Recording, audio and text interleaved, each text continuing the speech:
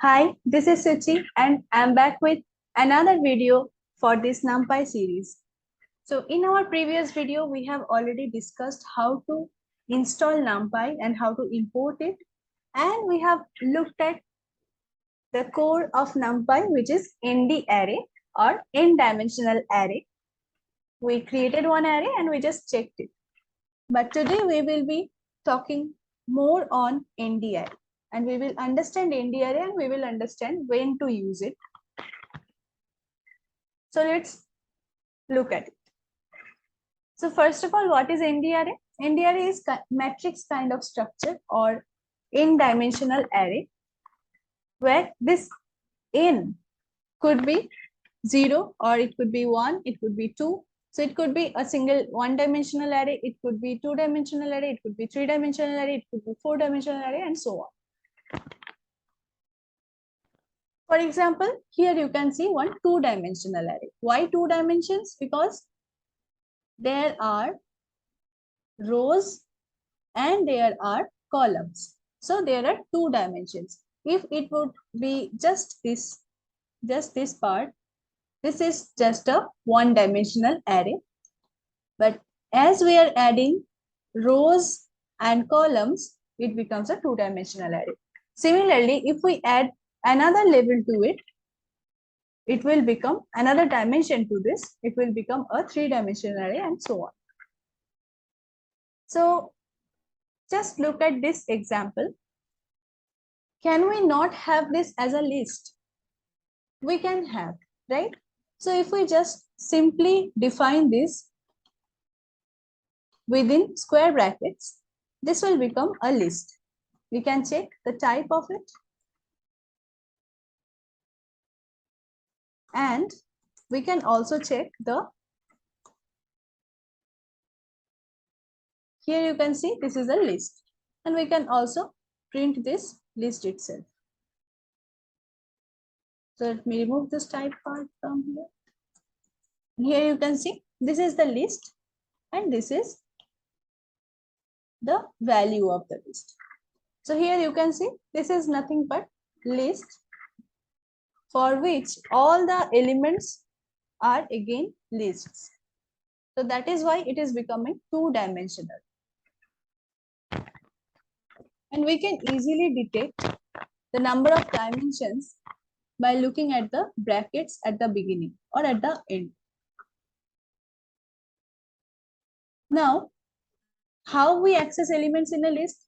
If you watched the previous series on basic Python, you must be knowing that we access list elements with the help of indexing. So here, let's say if I want to access this element, 10, how I can access that? First of all, this list is having elements which are again lists. So I have to access the first element of this list. So I have to check for the 0th index. So first I will add the 0 here. This will give me this output, the first list in this master list. So I will just run this and you can see this is what we are getting. Now how I can access this element? Definitely it is at 0, 1. 1th index. So I will be adding 1 here. So here we can get 10 like this with this syntax. Similarly, if I want to get this 57, how I can get that? I can easily get that with the help of same indexing. Now this is 0, 1, 2. So the index of this list, this sublist is 2. So I will be adding 2 here and I want to access this element, this 57 or let's say 4. So I will be adding their index. So if I want to access 57, I will be adding 1. If I want to access the 4, I'll be adding 2. And if I run this, you can see I'm getting these elements 10, 57, 4. So let me just add a print statement.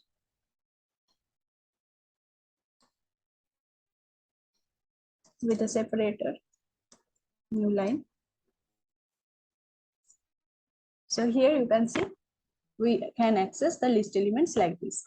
Now, what about ndarray? How that is different? So if we look at ndarray, if we want to define an ndarray, what we use np.array. There are different other ways also to define an ndarray. This is the basic thing, np.array. And if we pass the same thing that we assign to the list, we can even pass this list itself. But here I have written the value again. So I'm just passing the same thing, and what I will get, let us see. So let me add some print statements here.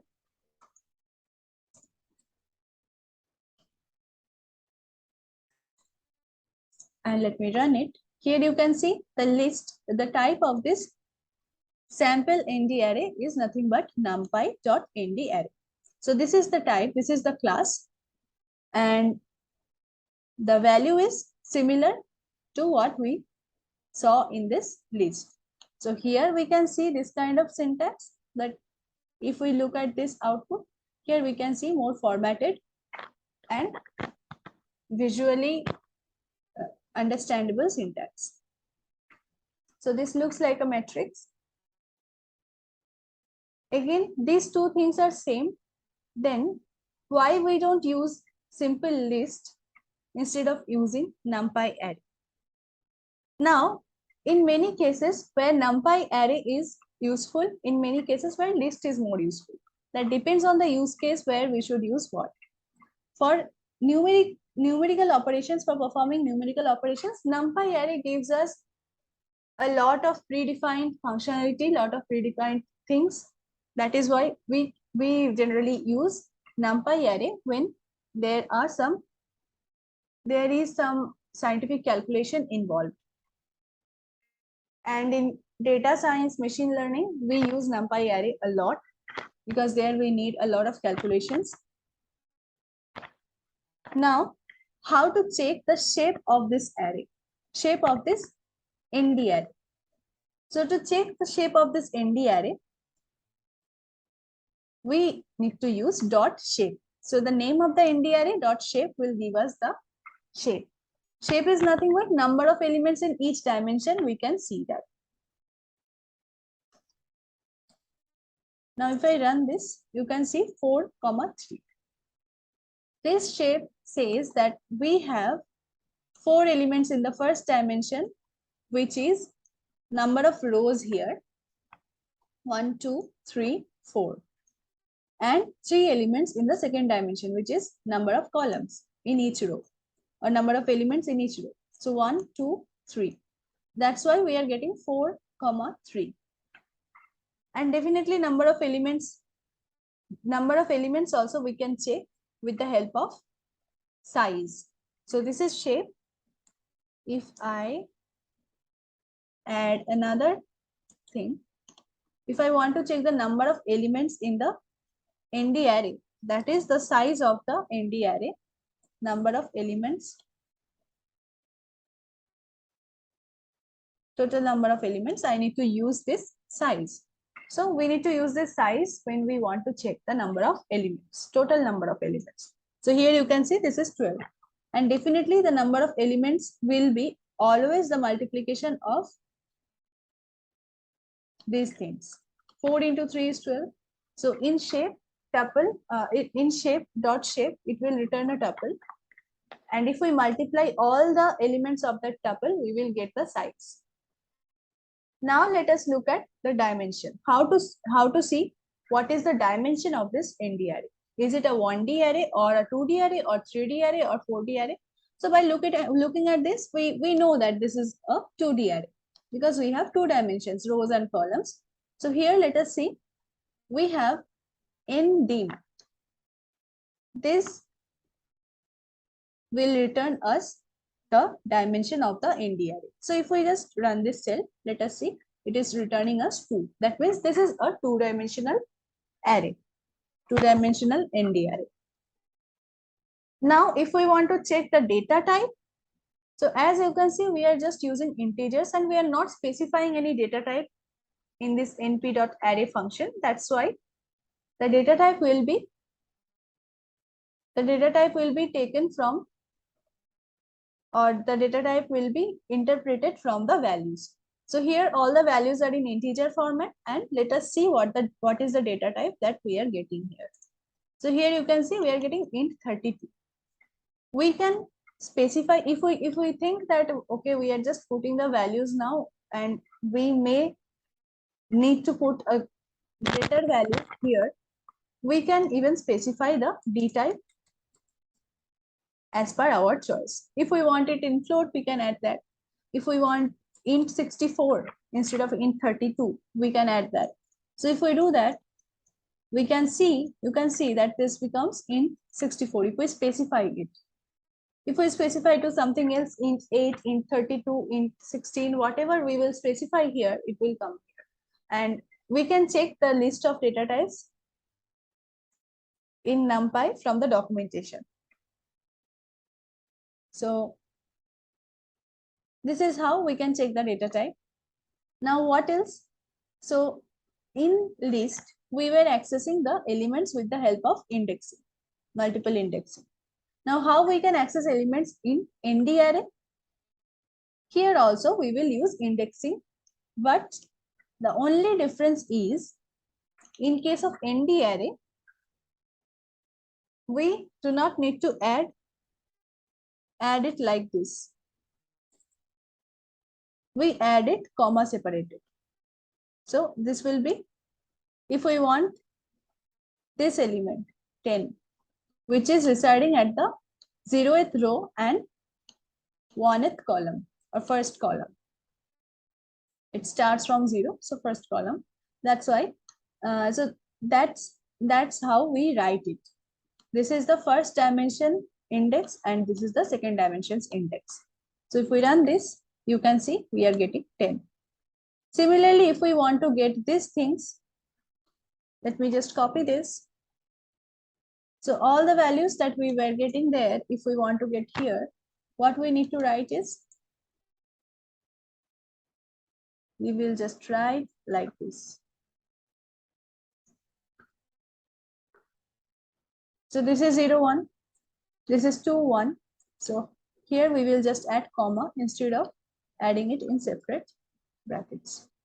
Now we will be adding it as comma. If I run this, we are getting the same result, 10, 57, 4. Here, if we look at this, we are getting same results, 10, 57, 4.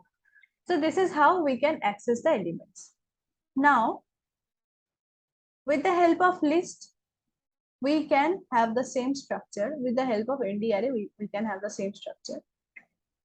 There will be just small syntactical differences. Then why we should use ndarray, when we should use ndarray instead of list.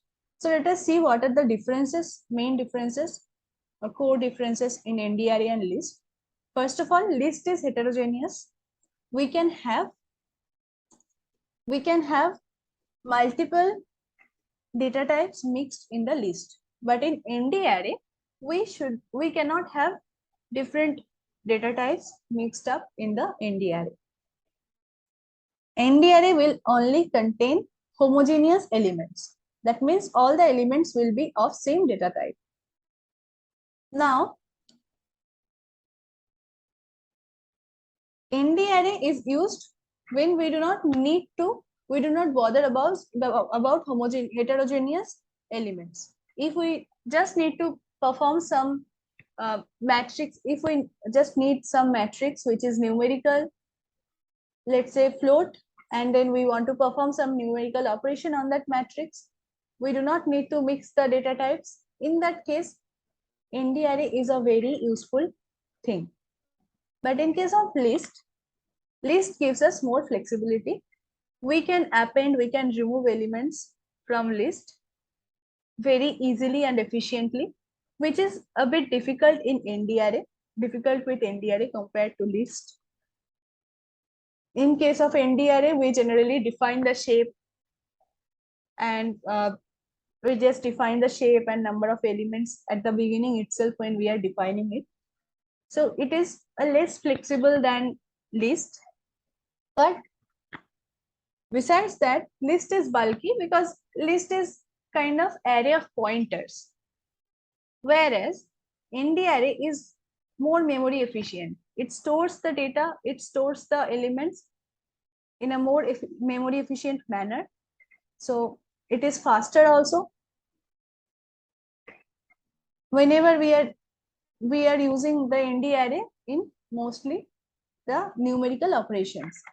Now let us see one operation where we might find that ndarray more handy. Just imagine there is this sample list, right, that we created.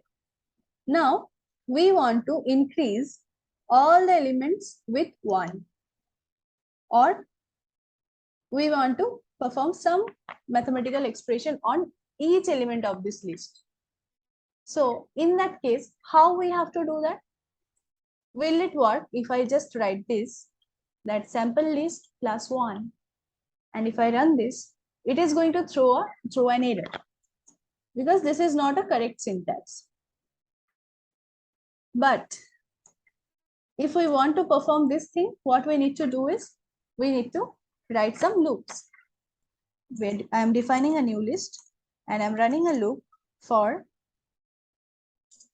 in sample list for yearly in ARR. Here again, I'm just adding one small list, temp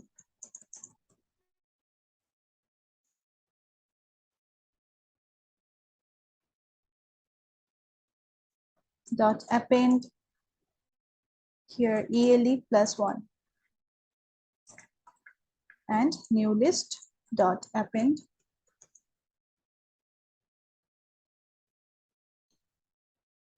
temp. Now if I just print new list,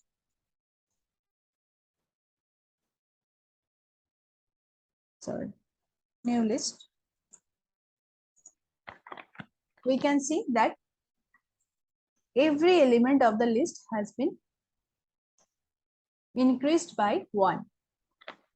So if we want to perform such operations, we need to run nested loops on this list. Now, this thing is not that much complex in case of ndarray.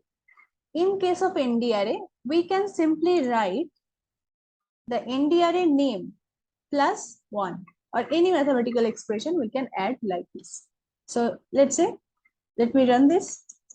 So if I run this, you can see every element of this ndarray has been updated or increased by 1. Here you can see 77 has become 78, and 9 has become 10, 5 has become 6, and so on.